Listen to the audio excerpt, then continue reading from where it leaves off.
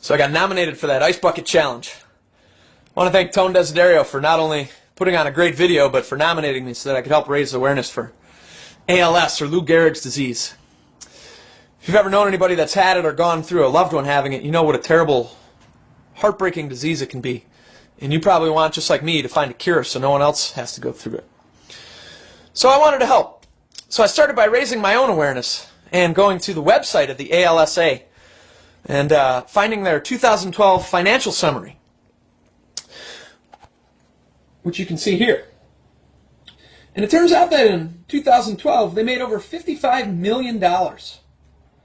So I thought to myself, great, that's a ton of money that they could put towards research and finding a cure for Lou Gehrig's disease so no one else has to go through it. But if you read the fine print, you see something that's a little bit surprising. See, it turns out that just under 8% of that $55 million actually went to research, while over 10% went to general administrative costs. In other words, salaries for those people in key positions in the organization. And 18%, or more than double what went towards research, went to fundraising, or doing work to get more money.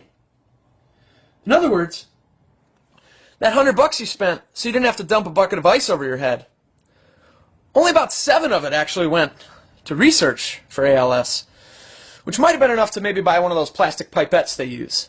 But $10 of that went to paying people within the organization, and 18 of it went to getting more money to repeat the cycle. See, what a lot of people don't understand is that just because the ALSA is a not-for-profit organization doesn't mean that they have this mandate that they can't make money. In fact, just like any other corporation, their entire goal is to make money.